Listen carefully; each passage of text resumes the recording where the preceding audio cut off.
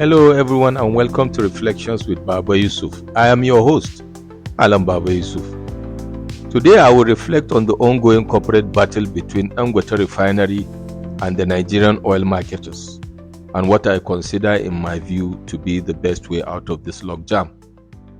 Like many Nigerians, I'm observing with growing concern the ongoing corporate war that is brewing between the Dangote Petroleum Refinery and Petrochemicals versus the oil marketers and key mid and downstream sector practitioners of the oil and gas sector in Nigeria. The issue is lingering with adverse effect on the citizenry and the economy of this country.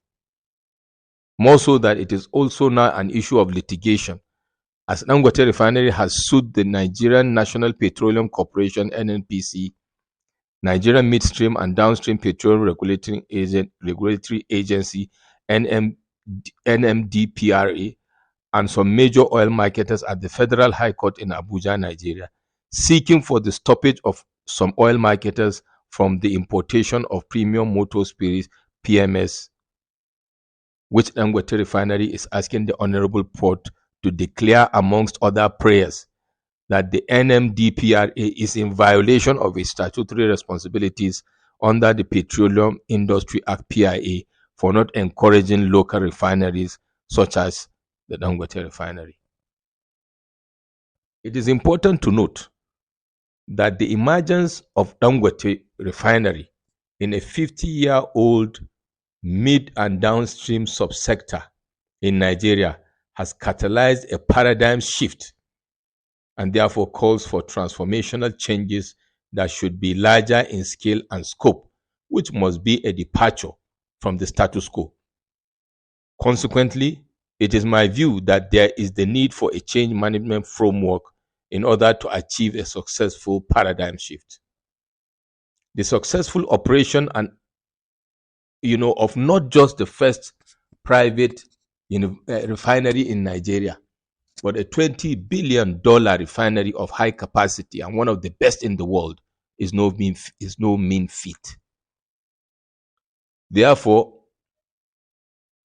if you have a paradigm shift of such nature, whereby it will no longer be business as usual, there will naturally be teething problems, just like any kind of paradigm shift. This type of change management process could be turbulent, but if managed properly, it will produce the desired outcomes. Please also bearing in mind the PMS market in Nigeria is actually fully deregulated. However, deregulation does not mean that there will be no regulations or interventions. We should note that the Dangote Refinery and the oil marketers are all businesses that have made investments, have debts to pay, and profits to make. It is therefore the responsibility of government to make life easy for Nigerians by providing an enabling environment, well thought out interventions, enforcement of regulations, etc. There must be a holistic approach to resolving this issue in the overall interest of Nigerians. The pains that Nigerians are currently experiencing due to this crisis are not acceptable. The best approach to resolve this situation is from a change management perspective. This is because all stakeholders are reacting to a new change in paradigm. Hence, I wish to propose a change management framework as follows. I am of the strong opinion that a win-win model should be immediately facilitated by the regulator, and that is the Nigerian Midstream and Downstream Petroleum Regulatory Authority, NNDPRA. This is the best way to unlock this logjam between two strong, critical, and competing stakeholders. Allowing Dangote and the oil marketers to quote-unquote sort out themselves will lead to a protracted logjam that will continue to impact negatively on Nigerians. There should be an arbiter, or what you can call a moderator, to manage the negotiation and conflict. It is only a win-win model that will foster a good business handshake between Dangote Refinery and the oil marketers, so that the PMS will be available to Nigerians at a fair pricing. I therefore urge all critical stakeholders to look over and beyond personal and business interests, to look at the sustainability of the industry on the one hand and the betterment of Nigerians on the other hand. Because interestingly, Dangote and the other stakeholders are all Nigerians.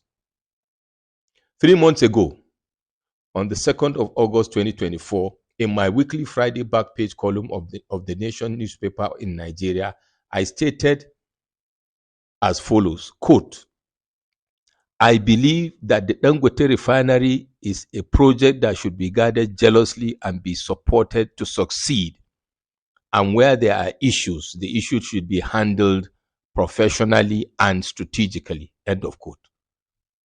In another paragraph of the same publication, I also stated that, quote, for the avoidance of doubt, I am not advocating for unfair advantage to be given to the Dangote Refinery or the Dangote Group.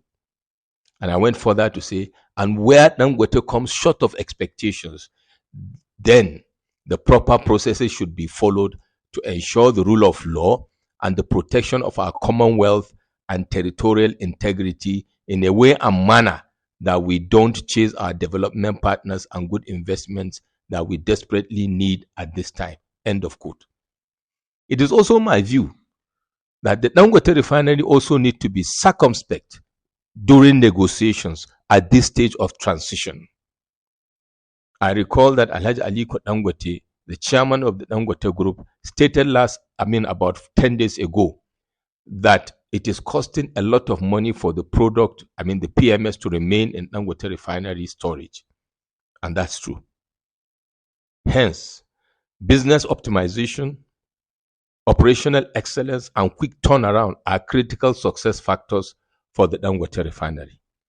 Indeed, the same performance variables are also critical success factors for the oil marketers. So the notion that the Dangote Refinery should solely determine key variables like pricing should not be the approach or methodology. Otherwise, a bad precedent will be set that will leave Nigerians pretty much where they are, or even worse, in the mid to long term. Therefore, one party in this situation should not determine the standards or outcomes of the negotiation. The outcome must be based on a robust, constructive engagement, and it must be based on a win-win approach. Otherwise, the template that will evolve will not be sustainable. I therefore urge all parties to be circumspect. Meanwhile, I'm comforted to hear that the oil marketers, for instance, IPMAN, the Independent Petroleum Marketers Association of Nigeria, amongst others, have stated that they have written a letter to Dangote Refinery asking for a business meeting to discuss modalities for the offtake of the PMS. That is a good step in the right direction in trying to sort out the problem. There must be a B2B, business-to-business conversation for us to move forward. I'm very happy that President Tinubu had asked the NNPC to stand down in this conversation and negotiation. However, it is important that the NMDPRA, as the regulator, should act as a moderator of the process. But if the NMDPRA is not showing enough gravitas at this point, I respectfully request that Mr. President should appoint a lean team of respectable Nigerians to act as what I call, quote and unquote, neutral arbiters to mediate this very thorny issue so that we can make progress. The lingering issue where marketers are not importing or are unable to buy from Dangote Refinery is increasing the hardships Nigerians are facing due to the continuing scarcity of the PMS. Now, the question is, how could we break this deadlock? Well, I'm a believer in competition and the type of the economy we are trying to foster in Nigeria. Indeed, the Dangote Refinery has triggered a big competition to the oil marketers. Consequently, I urge all Nigerians to continue to support the Dangote Refinery to succeed by ensuring that its products are procured. However, there should be a safeguard within the change management framework to ensure that the Dangote Refinery does not hold the marketers to ransom. Going forward, finding a balance is key to sustaining the availability and fair pricing of PMS in Nigeria. It is also worthy of note that while Dangote Refinery has the product, it currently does not own or have a robust network of filling stations across Nigeria. Consequently, the Dangote Refinery needs the oil marketers need the Dangote Refinery, and Nigerians can also access the PMS only from the filling stations across Nigeria.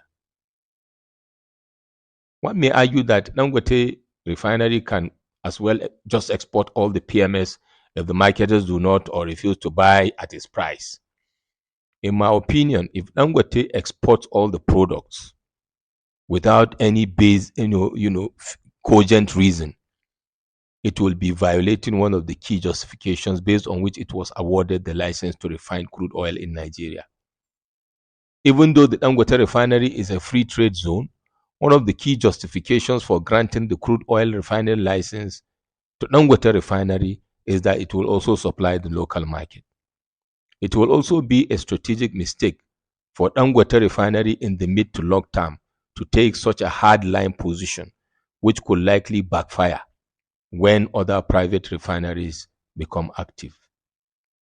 Moreover, in providing safeguards in the negotiations within the change management framework, a proviso should be included that if and when there are clear, cogent, and verifiable reasons that indicate that Dangote Refinery is not providing what I call a win-win offer, then the oil marketers should be allowed to import the PMS, even if it is for an initial period of 3 months, to compete with Dangote's products, so as to test the competition between Dangote Refinery and the oil marketers, so long as the imported products will be of verifiably same quality, quantity, and less pricing.